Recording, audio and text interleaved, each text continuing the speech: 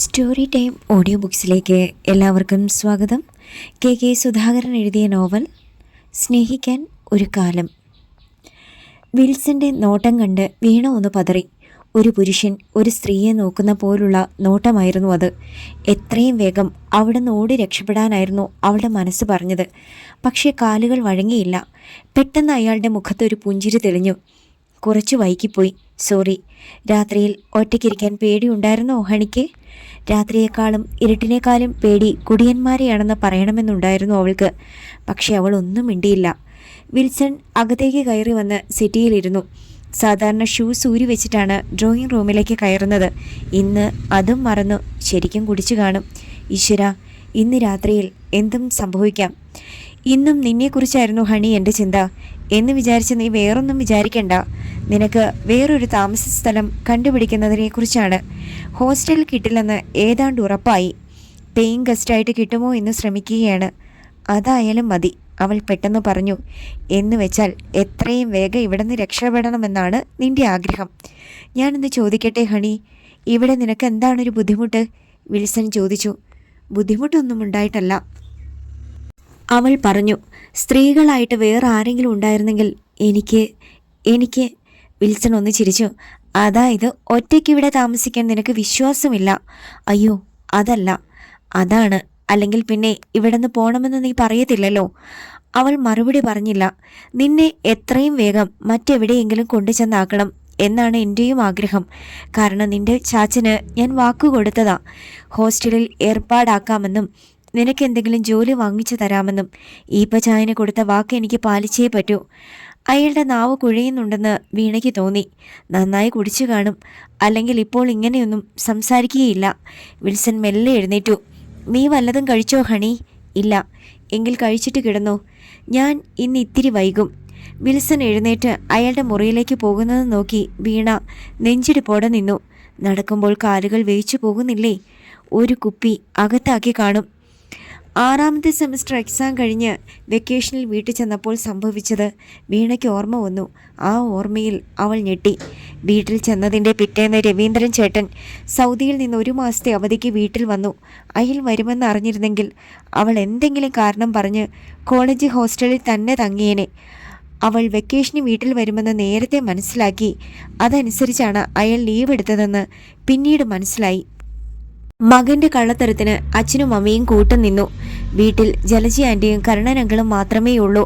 പകൽ നേരത്ത് മാത്രം ജോലിക്ക് പത്മിനി എന്ന സ്ത്രീ വരും. ചെറുപ്പക്കാരിയാണ്. രവീന്ദ്രൻ ചേട്ടനും പത്മിനി ചേച്ചിയും തമ്മിലുള്ള കള്ളച്ചിരികളും ആംഗ്യഭാഷയിലുള്ള സംസാരവും അവൾ പലവട്ടം കണ്ടിട്ടുണ്ട്.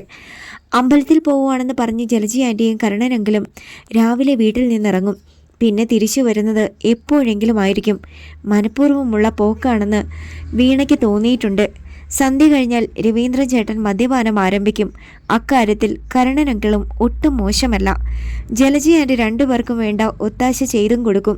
ഒരു രാത്രിയിൽ അവൾ ഉറങ്ങാൻ കിടന്ന ശേഷം ആരോ വാതിലിൽ മുട്ടി. ജലജി ആൻറ്റി ആയിരിക്കുമെന്നാണ് അവൾ വിചാരിച്ചത്. പക്ഷേ കതക് തുറന്നപ്പോൾ കണ്ടത് കുടിച്ച് ലിക്ക് കെട്ട് നിൽക്കുന്ന രവീന്ദ്രൻ ചേട്ടനെയാണ്. അയാൾ അകത്തേക്ക് കയറി വന്നു. കയ്യിൽ പിടിച്ചു ബലമായി ഉമ്മ വയ്ക്കാൻ ശ്രമിച്ചു. അവൾ അയാളെ തള്ളി മാറ്റി ഒരു വിധത്തിൽ മുറിയിൽ നിന്ന് ഇറങ്ങി ഓടി. അടുക്കളയിലുണ്ടായിരുന്ന ജലജി ആൻറ്റിയുടെ മുമ്പിലേക്കാണ് അവൾ ഓടിച്ചെന്ന് നിന്ന് കിതച്ചത്. എന്താടി? അവർ ചോദിച്ചു. രവീന്ദ്രൻ ചേട്ടൻ. അവൾ പറയാൻ മടിച്ചു. എന്താ രവിക്ക്? ചേട്ടൻ എൻ്റെ റൂമിലേക്ക് കയറി വന്നു. ഇതവൻ്റെ വീടാ. ഏതോ മുറിയിലും കയറി ചെല്ലാൻ അവന് അവകാശമുണ്ട്. അതല്ല ആൻറ്റി, രവീന്ദ്രൻ ചേട്ടൻ എന്നെ കയറി പിടിക്കാൻ വന്നു. അവൾക്ക് പറയേണ്ടി വന്നു. പിടിക്കാൻ വന്നതേയുള്ളൂ, പിടിച്ചില്ലല്ലോ. അഥവാ അങ്ങനെ ചെയ്താൽ തന്നെ എന്താ കുഴപ്പം? നാളെ അവൻ നിന്റെ കഴുത്തിൽ താലി കെട്ടാനുള്ളതല്ലേ. അവൻ്റെ ഇഷ്ടത്തിനൊക്കെ നിന്നു കൊടുക്കുന്നതിൽ ഒരു തെറ്റുമില്ല. വിശ്വാസം വരാതെ അവൾ ആ സ്ത്രീയുടെ മുഖത്തേക്ക് തുറച്ചു നോക്കി. ഇങ്ങനെയും അമ്മമാരുണ്ടോ? അതിൽ പിന്നെ അവൾ എപ്പോഴും രവീന്ദ്രനിൽ നിന്ന് സുരക്ഷിതമായൊരു അകലം സൂക്ഷിച്ചേ നിൽക്കാറുള്ളൂ. രാത്രിയായാലും പകലായാലും മുറിയിലേക്ക് അയാളെ കയറ്റാറില്ല. കുടിച്ചു കഴിഞ്ഞാൽ ആണുങ്ങൾക്ക് ഒരേ ഒരു ചിന്ത മാത്രമേ ഉള്ളൂ. വീണ തലയിണയിൽ കവിൾ ചേർത്ത് കിടന്നു. വിൽസൺ അങ്കിൾ അത്താഴം കഴിച്ചിട്ട് പോയിക്കോട്ടെ. അത് കഴിഞ്ഞേ താഴേക്ക് ഇറങ്ങുന്നുള്ളൂ. അല്ലെങ്കിൽ തന്നെ ഇന്ന് രാത്രി പട്ടിണി കിടന്നാലും ഒരു കുഴപ്പവും വരാൻ പോകുന്നില്ല.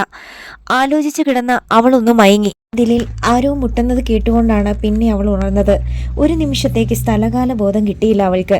മുകളിൽ സീലിംഗ് ഫാൻ മെല്ലെ കറങ്ങുന്നുണ്ട്. മുറിയിൽ ലൈറ്റ് ഇട്ടിട്ടുണ്ട്. വാതിലിൽ വീണ്ടും മുട്ടുന്നത് കേട്ടു. Wilson uncle. പെട്ടെന്ന് എല്ലാം അവൾക്ക് ഓർമ്മ വന്നു. അവൾ ചാടി എഴുന്നേറ്റ് കട്ടിലിരുന്നു. തുറക്കണോ കതക്? ഭിത്തിയിലെ ക്ലോക്കിൽ മണി 10:10. Honey honey. വെളിയിൽ നിന്ന് വിൽസന്റെ വിളി അവൾ കേട്ടു. വാതിൽ തുറന്നാൽ അങ്കിൾ മുറിയിലേക്ക് കയറി വരും. അങ്കിൾ കുടിച്ചിട്ടുണ്ട്. കയ്യിൽ പിടിച്ച് ബലമായി ഉമ്മ വയ്ക്കാൻ ശ്രമിക്കും. ഓടിയാലും എവിടെ വരെ? ഇതെൻ്റെ വീടാണ്.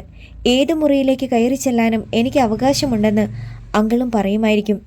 പക്ഷേ നാളെ നിന്റെ കഴുത്തിൽ താലി കെട്ടാനുള്ളവനാണ് ഞാൻ എന്ന് മാത്രം പറയാൻ പറ്റില്ല. ഹണി, നീ ഉറങ്ങിയോ? വീണ്ടും വെളിയിൽ നിന്ന് വിൽസൺ അങ്കിളിന്റെ ഒച്ചയുയർന്നു. എന്തും വരട്ടെ. രണ്ടും കൽപ്പിച്ച് വീണ എഴുന്നേറ്റ് ചെന്ന് കതക് തുറന്നു. വാതിലിന് വെളിയിൽ വിൽസൺ നിൽക്കുന്നുണ്ടായിരുന്നു. തൂവെള്ള കുർത്തയും പൈജാമയുമായിരുന്നു വേഷം. കുളി കഴിഞ്ഞ് മുടി ചീകി വെച്ചിരിക്കുന്നു. കണ്ടാൽ നല്ല സുന്ദരൻ. കഴിച്ചിട്ട് പോയി കിടന്നോളാനല്ലേ ഞാൻ പറഞ്ഞത്? എന്നിട്ട് നീ എന്താ? സൗമ്യമായിരുന്നു സ്വരം അയാളുടേത്, സ്നേഹം നിറഞ്ഞതും. കാസറോൾ തുറന്നു നോക്കിയപ്പോഴാ നീയൊന്നും കഴിച്ചിട്ടില്ലെന്ന് മനസ്സിലായി. വാ താഴേക്ക്. വീണ മിണ്ടിയില്ല. ഷീബയെ പോലെയാ ചില നേരത്തെ നിന്റെ സ്വഭാവം. പറഞ്ഞാൽ അനുസരിക്കത്തുമില്ല. ചോദിച്ച ഒരക്ഷരം മിണ്ടത്തുമില്ല. പുഞ്ചിരിയോടെയാണ് അയാൾ അത് പറഞ്ഞത്. ആരാ ഷീബയെന്ന് മനസ്സിലായോ? ഇല്ല, എൻ്റെ അനിയത്തിയ. ഞങ്ങൾ 2 ചേട്ടന്മാരും 2 ചേച്ചിമാരും അപ്പനമ്മമാരും കൂടെ അവളെ കൊഞ്ചിച്ചു വഷളാക്കിയത്. പക്ഷേ ഞങ്ങളെന്ന് പറഞ്ഞ അവൾ ചാവും. അവളും ജിമ്മിയും ഇപ്പോൾ ഹൈദരാബാദിലാ. 5ഉം 3ഉം വയസ്സുള്ള 2 മക്കളുമുണ്ട്. എന്നിട്ടെന്താ വിൽസൺ അങ്കിൾ ഇതുവരെ കെട്ടാഞ്ഞത് എന്ന ചോദ്യം നാവിൻ തുമ്പത്ത് വരെ വന്നെങ്കിലും വീണ ചോദിച്ചില്ല. അത്താഴം കഴിക്കാതെ ഇതുപോലെ ഷീബയും കിടന്ന് ഉറങ്ങിക്കളയും. കോളേജിൽ പഠിക്കുന്ന കാലത്തും കഴിക്കാൻ വിളിച്ചാൽ തിരിഞ്ഞു കിടന്ന് പിന്നെയും ഉറങ്ങും. അന്നേരം ഞങ്ങൾ ആരെങ്കിലും അവളെ കോരിയെടുത്ത് കൊണ്ടുവന്ന് ഡൈനിങ് ടേബിളിൻ്റെ മുന്നിൽ ഇരുത്തും. അതുപോലെ ഹണിയെയും ഞാൻ ചെയ്യണോ? അയ്യോ വേണ്ട. വിൽസൺ പൊട്ടിച്ചിരിച്ചു. വീണ അയാളുടെ പിന്നാലെ സ്റ്റെയർകേസ് ഇറങ്ങിച്ചെന്നു. അവർ ഡൈനിങ് ടേബിളിൻ്റെ ഇരുവശത്തുമായി മുഖത്തോട് മുഖം നോക്കിയിരുന്നു കൊണ്ടാണ് ഭക്ഷണം കഴിച്ചത്. പെട്ടെന്നാണ് അവൾക്ക് ഒരു ബുദ്ധി തോന്നിയത്. കുടിച്ച കാര്യം തനിക്ക് മനസ്സിലായി എന്ന് ഒന്നറിയിക്കണമല്ലോ. രാത്രി ഉറങ്ങുന്നതിന് മുമ്പ് ഒരു ഗ്ലാസ് ചൂടുപാൽ കുടിക്കുന്നത് നല്ലതാണ്, അവൾ പറഞ്ഞു. നിനക്കെങ്ങനെ അറിയാം? അയാൾ ചോദിച്ചു. ഒരു ആരോഗ്യ മാസികയിൽ വായിച്ചതാണ്. എങ്കിൽ ശരിയായിരിക്കും. പാൽ 2 കവർ ഇരിപ്പുണ്ട്. അങ്കിളിന് കുറച്ച് കാച്ചി തരട്ടെ? വേണ്ട. ഓ സോറി, ഞാനത് മറന്നു. ഇപ്പോൾ കുടിച്ചാൽ വയറ്റിൽ കിടന്ന് പാല് പിരിഞ്ഞു പോകും അല്ലേ? അയാൾ അവളെ ഒന്ന് നോക്കി. നീ ഉദ്ദേശിച്ചത് എന്താണെന്ന് മനസ്സിലായി. ഇന്ന് എൻ്റെ ഫ്രണ്ട്സിൻ്റെ ഒരു പാർട്ടി ഉണ്ടായിരുന്നു. അവരെ പിണക്കാതിരിക്കാൻ വേണ്ടി അവിടം വരെ ഒന്ന് പോകേണ്ടി വന്നു. അവർ നിർബന്ധിച്ചപ്പോൾ അല്പം കുടിക്കേണ്ടി വന്നു. അവൾ അത് വിശ്വസിച്ചില്ലെന്ന് അവളുടെ നോട്ടം കണ്ടപ്പോൾ അയാൾക്ക് മനസ്സിലായി. സാധാരണ എൻ്റെ സ്റ്റൈൽ അതൊന്നുമല്ല. എന്തുകൊണ്ട് 5ന് പകരം 2 എണ്ണത്തിൽ നിർത്തിയതെന്നറിയാമോ? നിന്നെ ഓർത്ത്. അയാൾ പറഞ്ഞത് അവളുടെ ഹൃദയത്തിൻ്റെ അടിത്തട്ടിൽ എവിടെയോ ചെന്ന് സ്പർശിച്ചു. ആ കരുതൽ അവളെ ആഹ്ലാദിപ്പിച്ചു. കൈവിട്ടു പോയൊരു ജീവിതമാ ഹണി എൻ്റേത്. തിരിച്ചു പിടിക്കണമെന്ന് എനിക്കൊരാഗ്രഹവുമില്ല. എരിഞ്ഞു തീരാനുള്ളതല്ലേ മെഴുകുതിരിയുടെ ജന്മം? വിൽസൺ പെട്ടെന്ന് എഴുന്നേറ്റ് കൈ കഴുകി അയാളുടെ മുറിയിലേക്ക് പോയി. വീണ സ്തബ്ധയായി അവിടെ തന്നെ ഇരുന്നു. പരീക്ഷീണനായിട്ടാണ് അന്ന് ജോലി കഴിഞ്ഞ് ശ്രീരാജ് ഓഫീസിൽ നിന്നെത്തിയത്. വേഷം പോലും മാറാതെ അവൻ തളർച്ചയോടെ സെറ്റിയിലിരുന്നു. എന്തു പറ്റി ശ്രീ? ഉത്കണ്ഠയോടെ ഹണി ചെന്ന് അവൻ്റെ അടുത്തിരുന്ന് ചുമലിൽ കൈവച്ചു. നാളെ വ്യാഴാഴ്ചയാണ്, അവൻ പറഞ്ഞു. അതിനെന്ത്? അവൾക്ക് മനസ്സിലായില്ല. ശനിയാഴ്ച വൈകുന്നേരം അച്ഛനും അമ്മയും ഇവിടെ വരും. പിറ്റേന്നാ കല്യാണം. ഹണിയൊന്ന് ഞെട്ടി. ഓ, ഞാനത് ഓർത്തില്ല. എന്തെങ്കിലും വഴി കണ്ടുപിടിക്കാമെന്നല്ലേ നീ പറഞ്ഞത്? അതെ. 2 ദിവസത്തേക്ക് നിനക്ക് ഏതെങ്കിലും ബന്ധുവീട്ടിൽ പോയി താമസിച്ചുകൂടെ? അവളൊന്ന് ആലോചിച്ചു. ചാച്ചനൊരു അനുജനേ ഉള്ളൂ, ഡേവിഡ് ഉപ്പാപ്പൻ. ഫാമിലിയുമായിട്ട് ബാംഗ്ലൂരിലാണ് താമസം. അമ്മച്ചിക്ക് ഒരു അനിയത്തിയേ ഉള്ളൂ, ലൗലി ആൻറ്റി. ഫാമിലിയായിട്ട് കുവൈറ്റിലാണ്. അടുത്ത ബന്ധുക്കളെന്ന് പറയാൻ നാട്ടിൽ വേറെ ആരുമില്ല. ബന്ധുക്കൾ ചിലർ ഉണ്ടെങ്കിലും 2 ദിവസം ചെന്ന് താമസിക്കാനുള്ള അടുപ്പമൊന്നും ആരുമായിട്ടുമില്ല. അക്കാര്യം നടക്കത്തില്ല ശ്രീ. പിന്നിപ്പോൾ എന്തു ചെയ്യും? 2 പേരും തലപുകച്ചു. അപ്പോഴാണ് ഹണിക്കൊരു വെളിപാടുണ്ടായത്. നമ്മൾ ഒരാളിൻ്റെ കാര്യം മറന്നു. ആരുടെ? ശ്രീരാജ് ചോദിച്ചു. നിത്യയുടെ. 2 ദിവസമല്ല, 2 ആഴ്ച വേണേൽ അവിടെ താമസിക്കാൻ പറ്റും. കൈ കൊടുക്കും മോളെ. അവൻ നീട്ടിയ കൈയിൽ അവൾ പിടിച്ചു കുലുക്കി. നീയാണ് യഥാർത്ഥ ഭാര്യ. എനിക്കൊരു പ്രശ്നമുണ്ടായപ്പോൾ നീ അതിന് ബുദ്ധി ഉപയോഗിച്ച് പ്രതിവിധി കണ്ടുപിടിച്ചു. I am proud of you മോളെ. അവൻ അവളെ കെട്ടിപ്പിടിച്ച് ഉമ്മ വെച്ചു. ഏറിയാൽ 2 മണിക്കൂർ യാത്ര. ശനിയാഴ്ച രാവിലെ എന്നെ നീ ബസ് കയറ്റി വിട്ടാൽ മതി. ഞാൻ പലതവണ അവളുടെ വീട്ടിൽ ചെന്ന് താമസിച്ചിട്ടുള്ളതല്ലേ. അവളുടെ അച്ഛനും അമ്മയ്ക്കും അനിയത്തിക്കുമൊക്കെ എന്നെ വലിയ ഇഷ്ടമാണ്. എന്തായാലും രക്ഷപ്പെട്ടെന്ന് പറഞ്ഞാൽ മതിയല്ലോ. അച്ഛനും അമ്മയും തിരിച്ചു പോയി കഴിഞ്ഞ് ഞാൻ വിളിക്കാം, എന്നിട്ട് നീ വന്നാൽ മതി, അവൻ പറഞ്ഞു. ഹണി അപ്പോൾ എന്തോ ഓർത്ത് പൊട്ടിച്ചിരിച്ചു. എന്താണ്? അവന് കൗതുകമായി. അല്ല, നിത്യയുടെ കാര്യം ഓർത്ത് ചിരിച്ചു പോയതാ. അവൾക്ക് എന്തു പറ്റി? ഒന്നും പറ്റിയില്ല. നമ്മുടെ ഫസ്റ്റ് നൈറ്റ് മുതലുള്ള എല്ലാ നൈറ്റുകളിലും സംഭവിച്ചത് വള്ളി പുള്ളി വിടാതെ അവൾ കേൾക്കാൻ കാത്തിരിക്കുക. എന്നെക്കൊണ്ടെല്ലാം പറയിച്ചേ അവൾ അടങ്ങൂ. ശ്രീരാജ് പൊട്ടിച്ചിരിച്ചു. എല്ലാം ഒറ്റയടിക്ക് പറഞ്ഞു കൊടുത്ത് നീ അവളെ കൊതിപ്പിക്കേണ്ട. ഒരു ദിവസം ഒരു എപ്പിസോഡ്, അത് മതി. നിർത്തുന്ന ഭാഗത്തിന് നല്ല പഞ്ചുണ്ടായിരിക്കണം, എന്നാലേ അടുത്തത് കേൾക്കാൻ ത്രില്ലുണ്ടാകൂ. പോടാ. ഓർത്തപ്പോൾ ഹണിക്ക് നാണം വന്നു. നീ അവളെ ഒന്ന് വിളിക്ക്. ശനിയാഴ്ച നീ ചെല്ലുമെന്ന് പറ. ഒരു മുന്നറിയിപ്പ് കൊടുക്കുന്നത് നല്ലതാ, അവൻ പറഞ്ഞു. ഹണി അവളുടെ മൊബൈൽ എടുത്ത് നിത്യയെ വിളിച്ചു. ശ്രീരാജ് അപ്പോൾ അവളുടെ മടിയിൽ തലവെച്ച് കിടന്നു. അവളുടെ വയറിൽ അവൻ്റെ മുഖം ഉരസിയപ്പോൾ അവൾ ഒന്ന് പൊളഞ്ഞു. ശ്രീ, എന്നെ ഇക്കിളിയാക്കല്ലേ, ഞാൻ ഫോൺ ചെയ്യുവാണേ. ഓക്കെ, നീ സ്പീക്കറിലിട്ട് സംസാരിക്ക്, എനിക്കും കേൾക്കാമല്ലോ, അവൻ പറഞ്ഞു. ഹണി. പെട്ടെന്ന് നിത്യ കോൾ എടുത്തു. വീട്ടിലല്ലേ നീ? ഹണി ചോദിച്ചു. പിന്നല്ലാതെ, ഞാൻ എവിടെ പോകാനാടി? എന്തായാലും എന്നെ ഒന്ന് വിളിക്കാൻ നിനക്ക് സമയം കിട്ടിയല്ലോ. അതെന്താ? എനിക്ക് പ്രത്യേകിച്ച് പണിയൊന്നുമില്ലല്ലോ. ശ്രീ ഓഫീസിലേക്ക് പോയി കഴിഞ്ഞാൽ. ഇപ്പോൾ അവൻ അവിടെ ഇല്ലാത്തത് കൊണ്ട് നിനക്ക് വിളിക്കാൻ പറ്റിയെന്ന് പറ. ശ്രീ എവിടെ ഉണ്ടടി? എവിടെ? എൻ്റെ മടിയിൽ കിടക്കുക നിന്നോട് സംസാരിക്കുന്നത് കേൾക്കാൻ. നിത്യ പൊട്ടിച്ചിരിച്ചു. നിന്നോട് എനിക്ക് അസൂയ തോന്നുന്നടി. പക്ഷെ പറഞ്ഞിട്ടെന്താ കാര്യം?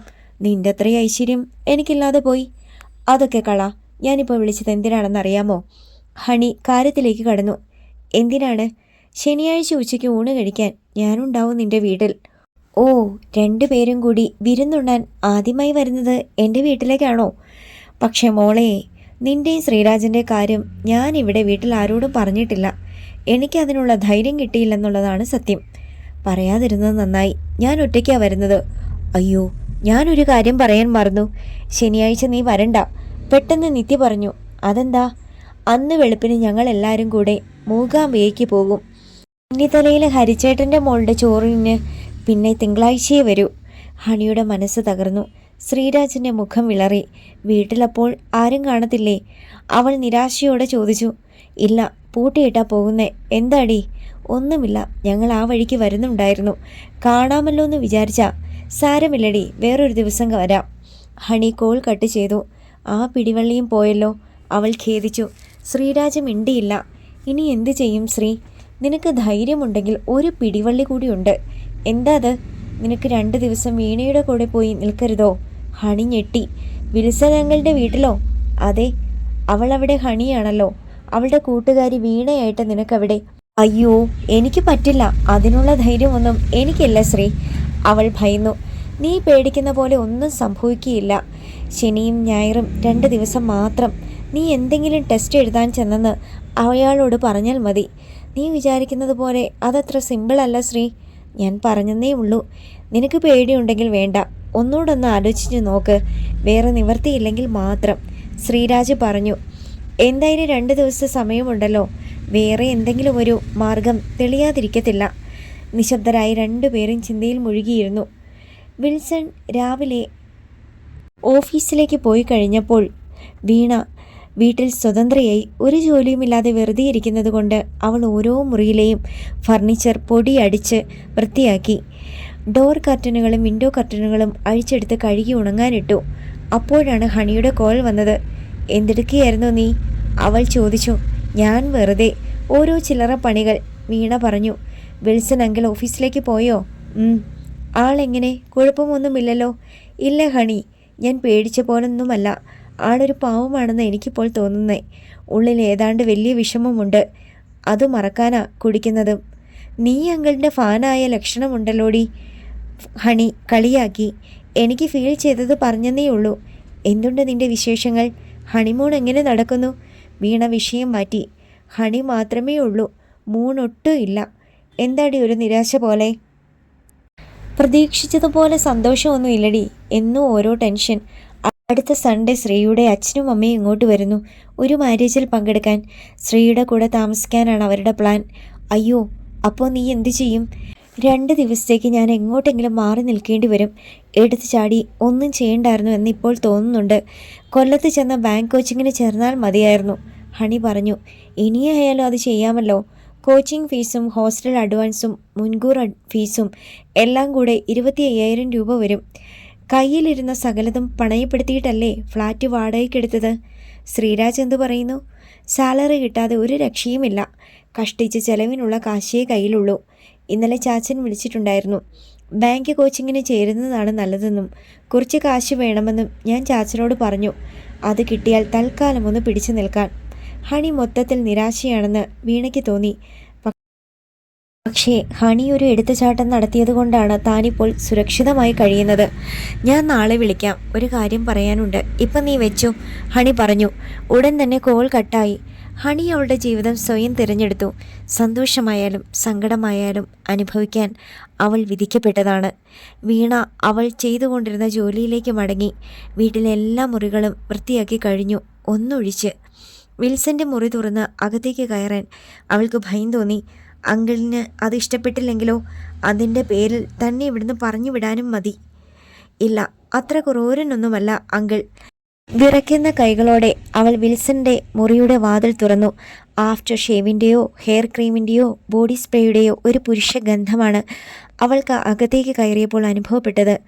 അലങ്കോലപ്പെട്ട് കിടക്കുകയായിരുന്നു ആ മുറി. നിലത്ത് വീണ് കിടന്നിരുന്ന സിഗരറ്റ് പാക്കറ്റുകളും ടിഷ്യൂ പേപ്പറുകളും അടിച്ചു വാരി അവൾ വേസ്റ്റ് ബാസ്ക്കറ്റിലിട്ടു. മുഷിഞ്ഞ വസ്ത്രങ്ങൾ കൂട്ടിയിട്ടിരുന്നതും ചുളിഞ്ഞ ബെഡ്ഷീറ്റും എടുത്ത് വാഷിംഗ് മെഷീനിലിട്ടു. പകരം പുതിയ ഷീറ്റ് വിരിച്ചു. മേശപ്പുറത്ത് ചിതറിക്കിടന്നിരുന്ന പുസ്തകങ്ങളും മാസികകളും വൃത്തിയായി അടുക്കി വെച്ചു. മേശയിലെയും കസേരയിലെയും കട്ടിലുകളിലെയും പൊടി തുടച്ചു മാറ്റി. വരുമ്പോൾ ചിലപ്പോൾ ചീത്തവിളി കേൾക്കേണ്ടി വരും, സാരമില്ല. അന്ന് ഓഫീസിൽ നിന്ന് വീട്ടിലെത്തിയപ്പോൾ തന്നെ വിൽസൺ തൻ്റെ മുറിയിലെ അടുക്കും ചിട്ടയും ശ്രദ്ധിച്ചു. ഇന്ന് ശാന്തമ്മ വന്നില്ലല്ലോ അല്ലേ? അയാൾ വീണയോട് ചോദിച്ചു. ഇല്ല. പിന്നെ ആരാണ് എൻ്റെ മുറിയിൽ അതിക്രമിച്ചു കയറിയത്? അവൾ ഭീതിയോടെ അയാളുടെ മുഖത്തേക്ക് നോക്കി. ഇത്രയും കാലം ഞാൻ ശാന്തമ്മയ്ക്ക് വെറുതെ ശമ്പളം കൊടുക്കുകയായിരുന്നുവെന്ന് എനിക്കിന്ന് മനസ്സിലായി. അയ്യോ, അവരെ പിരിച്ചുവിടല്ലേ. അവർ ഒരു പാവമാണ്. വേറെ നിവൃത്തിയില്ലാഞ്ഞിട്ടല്ലേ അവർ വീട്ടുജോലിക്ക് പോകുന്നത്. ശാന്തമ്മയ്ക്ക് വേണ്ടി വീണ വാദിച്ചു. ജോലി ചെയ്തിട്ട് വേണം ഹണി കൂലി മേടിക്കാൻ. വെള്ളത്തരം വെച്ച് പൊറപ്പിക്കാൻ പറ്റില്ല. ഒരിക്കലും ആ സ്ത്രീ എൻ്റെ മുറി ഇത്ര ഭംഗിയായി വൃത്തിയാക്കിയിട്ടില്ല. നാളെ അവർ വരുമ്പോൾ ഞാൻ പറയാം. അങ്കിൾ ഇക്കാര്യത്തിൽ ഇടപെടണ്ട, അവൾ അപേക്ഷിച്ചു. ഹണി പറഞ്ഞതുകൊണ്ട് മാത്രം ഞാൻ തൽക്കാലം ക്ഷമിച്ചിരിക്കുന്നു. അതോടെ ആ വിഷയം അവസാനിച്ചു. പിറ്റേന്ന് രാവിലെ വിൽസൺ മ്യൂസിയം വളപ്പിൽ നടന്നുകൊണ്ടിരിക്കുമ്പോഴാണ് അയാളുടെ മൊബൈലിലേക്ക് ഹണിയുടെ ചാച്ചൻ വിളിച്ചത്. അവിടെ ഇപ്പോൾ ഏതു നേരമാ വിൽസ? രാവിലെയല്ലേ? അതെ ചായ, 7 മണി കഴിഞ്ഞു. ഞാൻ വെറുതെ നടക്കുകയാണ്. അത് നല്ലത് തന്നെ. ഹണിക്ക് ഹോസ്റ്റൽ കിട്ടിയില്ല ഇതുവരെ അല്ലേ? കിട്ടിയില്ല ഇച്ചായ. ഞാൻ കുറേ ട്രൈ ചെയ്തു, ഒരിടത്തും ബെഡ് പോലും ഒഴിവില്ല. എന്നാൽ പിന്നെ അവൾ ബാങ്ക് കോച്ചിങ്ങിന് ചേരട്ടെ. ഇന്നലെ വിളിച്ചപ്പോൾ അതാണ് ഇഷ്ടമെന്ന് അവൾ പറഞ്ഞു. അവളുടെ ബാങ്ക് അക്കൗണ്ടിൽ ഫീസിനും മറ്റുമുള്ള പണം ഞാൻ ഇട്ടിട്ടുണ്ട്. ഇന്ന് തന്നെ അവളെ വിട്ടേക്കണേ, ഈപ്പച്ചൻ പറഞ്ഞു. വിടാ ഇച്ചായ. നടത്തം കഴിഞ്ഞ് വിൽസൺ വീട്ടിലെത്തിയപ്പോൾ വീണ കിച്ചണിലായിരുന്നു. ഹണിക്ക് ബാങ്ക് കോച്ചിങ്ങിന് ചേരണമെന്ന ആഗ്രഹമല്ലേ? കുറച്ചു മുമ്പ് നിന്റെ ചാച്ചൻ എന്നെ വിളിച്ചിരുന്നു. വേഗം റെഡിയായിക്കോ. 9 മണിക്ക് മുംബൈക്ക് പോകുന്ന ജയന്തി ജനത എക്സ്പ്രസ് ഉണ്ട്. 10 മണി കഴിയുമ്പോൾ കൊല്ലത്തെത്തും. മനസ്സിലാകാതെ വീണ നിന്നു. ഫീസ് നിന്റെ ബാങ്ക് അക്കൗണ്ടിൽ ഇട്ടിട്ടുണ്ടെന്നാണ് ഈപ്പച്ചായൻ പറഞ്ഞത്. ഇന്ന് പോയി അഡ്മിഷൻ എടുത്ത് ഹോസ്റ്റലിലെ ഫീസും കൊടുക്ക്. ബാഗും സൂട്ട് കേസും ഒക്കെ ആയിട്ട് നാളെ പോകാം. ഞാൻ കൊണ്ടുവിടാം കാറിൽ. വേഗം ഡ്രസ് ചെയ്ത് റെഡിയാക്ക്. വിൽസൺ അയാളുടെ മുറിയിലേക്ക് പോയി. കെണിയിൽപ്പെട്ടതുപോലെ വീണ നിന്നു. വീണ കിച്ചണിലേക്ക് ചെന്ന് നിന്നു. പോകാൻ തയ്യാറായി വിൽസൺ അങ്കിൾ വരുമ്പോൾ എന്തു പറയും? 9 മണിയാണ്. മുംബൈക്ക് പോകുന്ന ജയന്തി ജനത എക്സ്പ്രസ് തന്നെ അതിൽ കയറ്റി കൊല്ലത്തിന് വിട്ടാൽ അടുത്ത വണ്ടിക്ക് തിരിച്ചു വരേണ്ടി വരും. ബാങ്ക് കോച്ചിങ് ക്ലാസ്സിന് ചേരാൻ 25,000 പോയിട്ട് 2,500 രൂപ പോലും കയ്യിലില്ല. ഹണിയാണ് സകലതിനും കാരണക്കാരി. രക്ഷപ്പെടുത്താൻ അവൾ എന്തെങ്കിലും വഴി പറഞ്ഞു തന്നേ പറ്റൂ. സ്റ്റെയർ കേസ് ഓടിക്കയറി വീണ അവളുടെ മുറിയിലേക്ക് ചെന്നു. മൊബൈൽ എടുത്ത് അപ്പോൾ തന്നെ ഹണിയെ വിളിച്ചു. എന്താടി ഇത്ര രാവിലെ? ഹണി ഉടൻ കോൾ എടുത്തു. ഇന്നലെ നിന്റെ ചാച്ചൻ നിന്നെ വിളിച്ചോ? ഹണി ചോദിച്ചു. വിളിച്ചു. ബാങ്ക് കോച്ചിങ് ക്ലാസ്സിൽ ചേരണമെന്ന് നീ പറഞ്ഞോ? പറഞ്ഞു. നിനക്ക് ആ വീട്ടിൽ നിന്ന് പോകാൻ വേറെ മാർഗമൊന്നുമില്ലല്ലോ. വിൽസൺ അങ്കിളിനോട് ചാച്ചൻ സംസാരിക്കും. നിന്നെ കൊല്ലത്തിന് വിടണമെന്ന് പറയും. അപ്പോൾ പിന്നെ നിന്നെ അവിടെ പിടിച്ചു നിർത്താൻ അങ്കിളിന് പറ്റില്ല. എങ്ങനെയുണ്ട് എൻ്റെ ബുദ്ധി? അപാര ബുദ്ധി തന്നെ. എന്നാൽ കേട്ടോ, ഇന്ന് രാവിലെ നിന്റെ ചാച്ചൻ പുള്ളിയെ വിളിച്ച് സംസാരിച്ചു. രാവിലെ 9-ന്റെ ട്രെയിനിൽ കയറ്റി എന്നെ കൊല്ലത്തിന് വിടാൻ പോവുക പുള്ളി. നേരോ? നീ രക്ഷപ്പെട്ടില്ലേ മോളെ? ഇത്തരം ചില എമർജൻസി ടൈമിൽ എനിക്ക് ജീസസ് ചില വഴികൾ കാണിച്ചു തരും. ഇന്ന് തന്നെ നീ പോകുന്നുണ്ടോ? പുള്ളി ഒരു കാര്യം കൂടി പറഞ്ഞു. നിന്റെ അക്കൗണ്ടിലേക്ക് ഫീസ് അടയ്ക്കാനുള്ള തുകയും ഇട്ടിട്ടുണ്ടെന്ന്. ദൈവം എത്ര നല്ലവൻ. ചില്ലിക്കാശ് കയ്യിലില്ലാതെ വട്ടം ചുറ്റുകയായിരുന്നു ഞാനും ശ്രീയും. ഇപ്പം തന്നെ പോവുകയാണ് ATMിലേക്ക്. പക്ഷേ ഹണി, എൻ്റെ കയ്യിൽ കാശൊന്നുമില്ല അവിടുത്തെ ഫീസ് അടയ്ക്കാൻ. പിന്നെ ഞാൻ എന്തു ചെയ്യും? ഹണി പെട്ടെന്ന് നിശബ്ദയായി. സത്യത്തിൽ എനിക്കിപ്പോൾ ഒരു ജോലിയാണ് വേണ്ടത്. എത്ര ദിവസം എനിക്കിങ്ങനെ നിന്റെ വിൽസൺ അങ്കിളുടെ ഔദാര്യത്തിൽ കഴിയാൻ പറ്റും? അത് ശരിയാവത്തില്ല. എങ്കിൽ നീ ഒരു കാര്യം ചെയ്യും മോളെ, ഹണി പറഞ്ഞു. ടെക്നോ പാർക്കിലോ വേറെ എവിടെയെങ്കിലുമോ നിനക്കൊരു ജോലി മേടിച്ചു തരാൻ അങ്കിളിനോട് പറ. ജോലി കിട്ടുന്നത് വരെ എങ്ങനെയെങ്കിലും അവിടെ പിടിച്ചു നിൽക്ക്. പിന്നെ നിനക്ക് വേറെ എങ്ങോട്ടെങ്കിലും താമസം മാറ്റാമല്ലോ. വീണ ഒന്നും മിണ്ടിയില്ല. എന്താ, നിനക്കിതിൽ ബുദ്ധിമുട്ടുണ്ടോ? ഇല്ല. അപ്പോൾ അങ്ങനെ ചെയ്യ്. എന്തായാലും രാത്രിയിൽ എന്നെ വിളിക്ക്. ഹണി കോൾ കട്ട് ചെയ്തു. വീണ അല്പനേരം ചിന്തിച്ചിരുന്നു. ശാന്തമ്മ ചേച്ചി പറയുന്നത് പോലെ അത്ര അപകടകാരിയല്ല വിൽസൺ അങ്കിൾ എന്ന് വിചാരിച്ച് കണ്ണുമടച്ചങ്ങ് വിശ്വസിക്കാനും പറ്റില്ല. ഒരാഴ്ച കൂടി ഇങ്ങനെ പോകട്ടെ.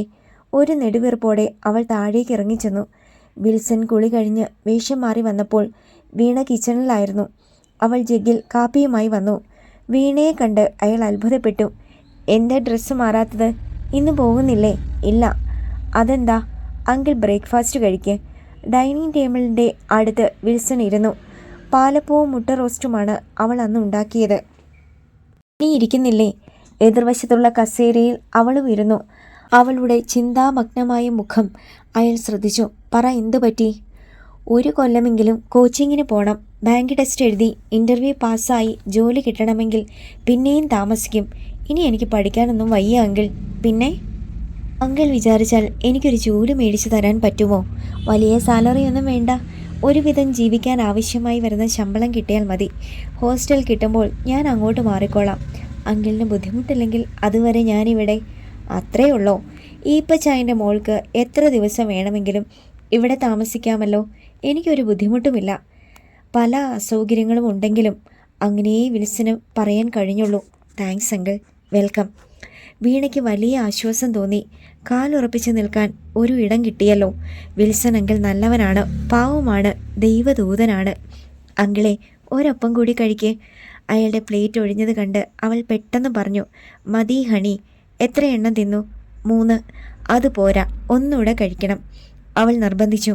3 എൻ്റെ കണക്ക്. അതൊന്ന് തെറ്റിച്ചു നോക്കിക്കേ. എന്താണ് സംഭവിക്കുന്നതെന്ന് അറിയാമല്ലോ. ഒരു അപ്പം കൂടി എടുത്ത് അവൾ അയാളുടെ പ്ലേറ്റിലേക്ക് വെച്ചു കൊടുത്തു. അയാൾ അതും തിന്നു. എന്തെങ്കിലും കുഴപ്പം സംഭവിച്ചോ? അവൾ ചോദിച്ചു. ഇല്ല, പക്ഷെ നാളെ രാവിലെ 5 മിനിറ്റ് കൂടുതൽ നടക്കേണ്ടി വരും എനിക്ക്. അവൾ ചിരിച്ചു. 5 മിനിറ്റ് നേരത്തെ പോണമെന്നല്ലേ ഉള്ളൂ. വിൽസൺ എഴുന്നേറ്റ് കൈ കഴുകി. ഞാൻ പറഞ്ഞില്ലേ, ടെക്നോ പാർക്കിൽ വർക്ക് ചെയ്യുന്ന ചില ഫ്രണ്ട്സ് ഉണ്ട് എനിക്ക്. അവരോട് സംസാരിക്കാം. ഏതെങ്കിലും കമ്പനിയിൽ വേക്കൻസി ഉണ്ടെങ്കിൽ അത് നമുക്ക് ശ്രമിക്കാം. എന്താ? അത് മതി. എങ്കിൽ ഇന്ന് തന്നെ നീ നിൻ്റെ CV തയ്യാറാക്കി വെക്ക്. എന്താ? അവൾ തലകുലുക്കി. വിൽസൺ പതിവ് സമയത്ത് ഓഫീസിലേക്ക് പോയി. ബ്രേക്ക്ഫാസ്റ്റ് കഴിച്ചിട്ട് വീണ അവളുടെ മുറിയിൽ ചെന്ന് ഫയലിൽ നിന്ന് ഒരു ഫുൾ സ്കാപ്പ് പേപ്പർ എടുത്തു. എന്നിട്ട് പേന തുറന്ന് ഏറ്റവും മുകളിൽ ബയോഡേറ്റ എന്നെഴുതി ചുവട്ടിൽ വരയിട്ടു. പേരെന്നെഴുതിയിട്ട് അതിന് നേരെ വീണ നായർ എന്നെഴുതി കഴിഞ്ഞപ്പോൾ അവൾ ഞെട്ടി. വീണ നായർ എന്ന പേര് വിൽസൺ അങ്കിൾ കണ്ടാൽ അതോടെ തീരില്ലേ സകല കള്ളക്കളിയും. പെട്ടെന്ന് അവൾ ആ പേര് വെട്ടിയിട്ട് വായിക്കാൻ പറ്റാത്ത വിധം മഷി കൊണ്ട് കറുപ്പിച്ചു. എന്നിട്ടും ധൈര്യം വരാതെ ആ കടലാസ് ചെറിയ കഷ്ണങ്ങളാക്കി വേസ്റ്റ് ബാസ്ക്കറ്റിലിട്ടു. രക്ഷപ്പെടാനുള്ള ഏക വാതിലും അടയുകയാണോ? വീണ അല്പനേരം ആലോചിച്ചിരുന്നു.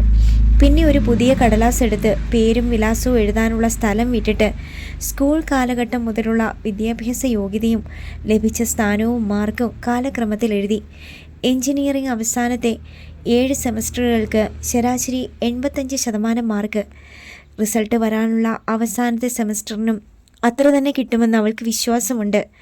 അന്ന് വൈകുന്നേരം വിൽസൺ വന്നത് ഒരു സന്തോഷ വാർത്തയും കൊണ്ടാണ്. ഹണിക്ക് ഭാഗ്യമുണ്ട്. ഒരു കമ്പനിയിൽ സോഫ്റ്റ്വെയർ ട്രെയിനികളെ ആവശ്യമുണ്ട്. നാളെ തന്നെ ആപ്ലിക്കേഷൻ കൊടുക്കണം. അവൾ മൂളി. എഴുതി തയ്യാറാക്കിയോ ബയോഡേറ്റ? തരൂ നോക്കട്ടെ, അയാൾ ആവശ്യപ്പെട്ടു. എഴുതി വെച്ച കടലാസ് എടുത്തുകൊണ്ടുവന്ന് അവൾ വിൽസന്റെ കയ്യിൽ കൊടുത്തു. അയ്യോ, ഇതെന്തു ബയോഡേറ്റയാ? നീ പേരും അഡ്രസ്സും ഒന്നും എഴുതിയിട്ടില്ലല്ലോ. അയാൾ ചോദ്യഭാവത്തിൽ അവളെ നോക്കി. അത് പിന്നെ അഡ്രസ്സ് ഏത് കൊടുക്കണമെന്ന് സംശയിച്ച. വീട്ടിലേത് കൊടുത്താൽ അവിടെ ഇപ്പോൾ ആരുമില്ലല്ലോ. ഇവിടുത്തെ അഡ്രസ്സ് കൊടുത്താൽ മതി, എൻ്റെ കെയർ ഓഫ് വെച്ച്. അയാൾ അവളുടെ എഞ്ചിനീയറിംഗ് മാർക്കുകൾ പരിശോധിച്ചു. എന്നിട്ട് അത്ഭുത ഭാവത്തിൽ അവളെ നോക്കി.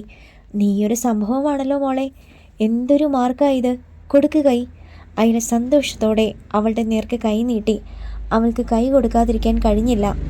ഇളം ചൂടുള്ള മൃദുലമായ വിരലുകളായിരുന്നു വിൽസൻ്റേത്. ആ വിരലുകളുടെ സ്പർശമേറ്റപ്പോൾ ഒരു കൊള്ളിമീൻ ശരീരത്തിലൂടെ പാഞ്ഞു പോയതുപോലെ അവൾക്ക് തോന്നി. നിനക്ക് സെലക്ഷൻ കിട്ടും, ഒരു സംശയവുമില്ല. അയാൾ ആ കടലാസിൻ്റെ മുകളിൽ പേരിൻ്റെ സ്ഥാനത്ത് ഹണി ഈപ്പൻ എന്നെഴുതി. താഴെ care of Wilson Mathew, pleasant villa, TC number. നാളെ തന്നെ ഞാനിത് കൊടുത്തേക്കാം. അയാൾ മുറിയിലേക്ക് പോയപ്പോൾ അവൾ തളർച്ചയോടെ കസേരയിലിരുന്നു. ഹണി ഈപ്പൻ എന്ന പേരിൽ അപേക്ഷ കൊടുത്തിട്ട് വീണ നായരുടെ സർട്ടിഫിക്കറ്റുകളുമായി എങ്ങനെ ചെല്ലും? അവളുടെ ജോലി സ്വപ്നം അപ്പോൾ തന്നെ തകർന്നു. കരുണനും ജലജയും രാവിലെ അമ്പലത്തിൽ പോയിട്ട് വന്നപ്പോൾ പത്മിനിയാണ് വാതിൽ തുറന്നു കൊടുത്തത്. 7-8 വീടുകൾക്കപ്പുറത്താണ് അവൾ താമസിക്കുന്നത്. രാവിലെ 6 മണിയാകുമ്പോൾ വരും. ജോലികളെല്ലാം തീർത്ത് ഉച്ചയ്ക്ക് ഊണ് കഴിഞ്ഞിട്ട് പോകും. എന്തെങ്കിലും വിശേഷമുണ്ടെങ്കിൽ വൈകുന്നേരം വരെ നിൽക്കും. കരുണൻ വീട്ടിലില്ലാത്ത ദിവസങ്ങളിൽ ജലജയ്ക്ക് രാത്രിയിൽ കൂട്ടുകിടക്കുന്നതും അവളാണ്. ഓട്ടോറിക്ഷ ഓടിക്കുകയാണ് പത്മിനിയുടെ ഭർത്താവ് സുഗുണൻ. കിട്ടുന്ന കാശൊക്കെ കുടിച്ചു തീർത്തിട്ടേ അയാൾ വീട്ടിൽ വരാറുള്ളൂ. 30 വയസ്സ് കഴിഞ്ഞു പത്മിനിക്ക്. ഇതുവരെ കുട്ടികൾ ഉണ്ടായിട്ടില്ല. സാറിൻ്റെ മൊബൈലിൽ 2-3 തവണ ആരാണ്ട് വിളിക്കുന്ന കേട്ടു. കരുണനോട് അവൾ പറഞ്ഞു. അമ്പലത്തിൽ പോകുമ്പോൾ അയാൾ മൊബൈൽ എടുക്കാറില്ല. ആരാണെന്ന് നോക്കിക്കേ, ഇനി രവിയോ മറ്റോ ആണോ വിളിച്ചത്? ഉത്ഭയത്തോടെ ജലജ ചോദിച്ചു. ഇനി വ്യാഴാഴ്ചയല്ലേ? സാധാരണ വെള്ളിയാഴ്ചകളിലാണ് രവീന്ദ്രൻ വിളിക്കാറുള്ളത്. കരുണൻ ചെന്ന് മൊബൈൽ എടുത്ത് നോക്കി. 2 മിസ്ഡ് കോളുകൾ. വിളിച്ചിരിക്കുന്നത് വിശ്വനാഥൻ. എടി, ഇത് കോയമ്പത്തൂരെ വിശ്വനാ വിളിച്ചേ. അയാൾ പറഞ്ഞു. അയ്യോ, എന്നാൽ പെട്ടെന്ന് അങ്ങോട്ട് വിളിക്ക്, വല്ല വിവരവും കിട്ടിക്കാണും. ജലജ ധൃതി കൂട്ടി. കരുണൻ അപ്പോൾ തന്നെ വിശ്വനാഥനെ തിരിച്ചു വിളിച്ചു. ഞങ്ങൾ അമ്പലത്തിൽ പോയേക്കുമായിരുന്നു വിശ്വ. എന്താ വിളിച്ചേ? വല്ല വിവരവും കിട്ടിയോ? എൻ്റെ ഒരു കൂട്ടുകാരൻ്റെ ബന്ധുവാ ചേട്ടാ ഇവിടുത്തെ ജയിൽ സൂപ്രണ്ട്. അയാൾ വഴി ചേട്ടൻ പറഞ്ഞ കാര്യം ഞാൻ അന്വേഷിച്ചു. തമിഴ്നാട്ടിലെ ഒരു സെൻട്രൽ ജയിലിലും വിജയൻ എന്ന പേരുള്ള മലയാളത്താൻ തടവുകാരനില്ല. വിജയൻ പണ്ടേ നാട് വിട്ടു പോയതല്ലേ വിശ്വ. അവൻ നല്ല പോലെ തമിഴ് പഠിച്ചു കാണും. തമിഴ്നാട്ടുകാരനാണെന്നേ അവൻ പറയൂ. കരുണൻ പ്രതീക്ഷ കൈവിട്ടില്ല. അങ്ങനെയല്ല ചേട്ടാ, വിജയൻ എന്ന് പേരുള്ള 10-12 തടവ് പുള്ളികളുണ്ട് ഇവിടുത്തെ ജയിലുകളിൽ. പക്ഷെ അവരെല്ലാം 40 വയസ്സിൽ താഴെയുള്ളവരാ. ചേട്ടൻ പറഞ്ഞ ആളിന് 50 വയസ്സിന് മീതെയില്ലേ? ഉണ്ട്. ചിലപ്പോൾ ഇനി അവൻ വല്ല കള്ളപ്പേരിലുമാണെങ്കിലോ? കരുണൻ സംശയം പ്രകടിപ്പിച്ചു. അതിന് സാധ്യതയുണ്ട്. പക്ഷേ ആയിരക്കണക്കിന് തടവുകാരിൽ നിന്ന് എങ്ങനെ അയാളെ കണ്ടുപിടിക്കും? ആ പെണ്ണിനെക്കുറിച്ച് വല്ല അറിവും കിട്ടിയോ? ഇല്ല വിശ്വ. മിസ്സിംഗ് ആയിട്ട് ഇപ്പോൾ എത്ര ദിവസമായി? ഒരാഴ്ചയായി. എന്നാൽ പിന്നെ സകല വിവരവും കാണിച്ച് ലോക്കൽ പോലീസിനൊരു കംപ്ലൈൻറ്റ് കൊടുക്ക്. മോൾ വഴി അച്ഛനെ തപ്പാം. അതാ എളുപ്പം. ശരി വിശ്വ. നിരാശയോടെ കരുണൻ കോൾ കട്ട് ചെയ്തു. കിട്ടിയില്ല അല്ലയോ? അയാളുടെ മുഖം കണ്ടപ്പോൾ ജലജയ്ക്ക് കാര്യം മനസ്സിലായി. ഇല്ല, ഇവിടുത്തെ പോലീസിൽ പരാതി കൊടുക്കാനാ അവൻ പറയുന്നേ. പത്മിനി മറഞ്ഞു നിന്ന് എല്ലാം കേൾക്കുന്നുണ്ടായിരുന്നു. അവൾ മെല്ലെ പിന്തിരിഞ്ഞ് അടുക്കളയിലേക്ക് പോയി. രവിയോടൊന്ന് പറഞ്ഞിട്ട് മതി പോലീസിലൊക്കെ അറിയിക്കുന്നേ. അവൻ്റെ അഭിപ്രായം എന്താണെന്ന് അറിയട്ടെ. നമ്മളായിട്ട് ചാടിക്കേറി ഒന്നും ചെയ്യണ്ട, ജലജ ഉപദേശിച്ചു. അവൻ നാളെ വിളിക്കുമല്ലോ, അന്നേരം സംസാരിക്കാം. അത് വേണ്ട, ഇപ്പം തന്നെ അവനെ വിളിക്കേ. അല്ലെങ്കിൽ അവൻ നമ്മളെ നിലത്ത് നിർത്തത്തില്ല. അറിഞ്ഞപ്പോൾ തന്നെ അവനെ വിളിക്കാത്തതിന്. ഉടൻ തന്നെ രവീന്ദ്രൻ്റെ മൊബൈലിലേക്ക് കരുണൻ ഒരു മിസ്ഡ് കോൾ വിട്ടു. അതാണ് പതിവ്. സൗകര്യം കിട്ടുമ്പോൾ രവീന്ദ്രൻ തിരിച്ചു വിളിക്കും. 10 മിനിറ്റ് കഴിഞ്ഞപ്പോൾ രവീന്ദ്രൻ്റെ വിളി വന്നു. എന്താ അച്ഛാ? ഒരു പ്രശ്നമുണ്ട് മോനെ. കരുണൻ ഒന്ന് പരിങ്ങി. എന്തു പ്രശ്നം? നമ്മുടെ വീണയെ കാണാനില്ല. എന്തവാ പറഞ്ഞത്? അവളെ കാണാനില്ലെന്നോ? അവളെ വീട്ടിൽ ഒറ്റയ്ക്കാക്കിയിട്ട് 2 പേരും കൂടെ എവിടെയെങ്കിലും തെണ്ടി തിരിയാൻ പോയോ? വിശ്വാസം വരാതെ അയാൾ ചോദിച്ചു. അല്ല മോനെ, ഞങ്ങൾ അവളെ വിളിക്കാൻ ഹോസ്റ്റലിൽ ചെന്നപ്പോൾ അവൾ അവിടെയില്ല. കൂട്ടുകാരിയുടെ കയ്യിൽ ഒരു എഴുത്തെഴുതി കൊടുത്തിട്ട് അവൾ എങ്ങോട്ടോ പോയി. പെട്ടിയും ബാഗും ഒക്കെ എടുത്തോണ്ടാ പോയി. എന്താ എഴുത്തിൽ എഴുതിയിരിക്കുന്നേ? ഇപ്പം വായിച്ച് കേൾപ്പിക്കാം. ജലജെ, എൻ്റെ ഡയറിയിൽ ഇരിക്കുന്ന ആ എഴുത്തെടുത്തോണ്ട് വാ, കരുണൻ പറഞ്ഞു. ജലജ ഓടിച്ചെന്ന് വീണയുടെ കത്തെടുത്തുകൊണ്ട് വന്നു. അയാൾ അത് വായിച്ചു കേൾപ്പിച്ചു. അവൾ എഴുതിയിരിക്കുന്നത് സത്യമായിരിക്കുമോ അച്ഛാ? രവീന്ദ്രന് സംശയമായി. അല്ല മോനെ, നമ്മുടെ ചേർത്തലയിലെ ലളിതയുടെ ആങ്ങള കോയമ്പത്തൂരിൽ പോലീസിലല്ലയോ? അവനെ കൊണ്ട് അന്വേഷിപ്പിച്ചു. തമിഴ്നാട്ടിലെ ഒരു ജയിലിലും വിജയനെ പോലെ ഒരാളില്ലെന്നാ അവൻ പറഞ്ഞത്. അവൾ വല്ല ആമ്പിള്ളേരുടെയും കൂടെ ഒളിച്ചോടി പോയതായിരിക്കും. രവീന്ദ്രൻ്റെ സ്വരത്തിലെ നിരാശ കരുണന് ശരിക്കും മനസ്സിലാക്കാൻ കഴിഞ്ഞു. പോലീസിൽ കംപ്ലൈൻറ്റ് കൊടുക്കാനാണ് വിശ്വൻ പറഞ്ഞത്. നിന്റെ അഭിപ്രായം കൂടി അറിഞ്ഞിട്ട് മതിയെന്ന് വിചാരിച്ച ഞാനിപ്പം വിളിച്ചേ. പറ്റിയ ഇന്ന് തന്നെ കൊടുക്കച്ചാ. ലീവ് കിട്ടിയ എത്രയും വേഗം ഞാൻ വരാം. കണ്ടുപിടിച്ചിട്ട് രണ്ടിനെയും ഞാൻ വെട്ടിയെറിയും. അച്ഛൻ നോക്കിക്കോ, അവളെ അങ്ങനെ സുഖിക്കാൻ ഞാൻ സമ്മതിക്കത്തില്ല. ഫോൺ പെട്ടെന്ന് കട്ടായി. എന്തു പറഞ്ഞു രവി? കാത്തുനിന്ന ജലജ ചോദിച്ചു. അവൻ ഉടൻ വരും. വലിയ സങ്കടമുണ്ടവന്. അത് പിന്നെ കാണാണ്ടിരിക്കുവോ? ശൈലജ ചത്ത അന്നു മുതൽ അവൻ ആഗ്രഹിക്കുന്നതാ. വർഷം 4 കഴിഞ്ഞില്ലയോ? 12ാം ക്ലാസ് കഴിഞ്ഞപ്പോൾ തന്നെ കല്യാണം നടത്താമെന്ന് ഞാൻ പറഞ്ഞതാ. 18 കഴിയട്ടെ എന്നും പറഞ്ഞ് തടഞ്ഞത് നിങ്ങൾ ഒരാളാ. ജലജ അയാളെ കുറ്റപ്പെടുത്തി. 18 കഴിയാതെ കല്യാണം നടത്തിയ അവൻ മാത്രമല്ല, നമ്മൾ രണ്ടുപേരും കൂടെ ജയിലിൽ പോകേണ്ടി വന്നേനെ, അയാൾ പറഞ്ഞു. ഇനിയിപ്പോൾ എന്തു ചെയ്യും? പോലീസ് സ്റ്റേഷനിലേക്ക് പോകാം. പരാതി ഇന്ന് തന്നെ കൊടുക്കാനാ രവി പറഞ്ഞത്. ഒറ്റയ്ക്ക് പോകണ്ട, നമ്മുടെ മെമ്പറെ കൂടെ കൊണ്ടുപോ. അവളുടെ ഒരു ഫോട്ടോയും കൂടി എടുത്തോണേ. ചിലപ്പോൾ അവർ ചോദിക്കും. പഞ്ചായത്ത് പ്രസിഡന്റ് ശിവശങ്കറിൻ്റെ വീട്ടിലേക്ക് അപ്പോൾ തന്നെ കരുണൻ പുറപ്പെട്ടു. അടുത്ത ഭാഗം നാളെ.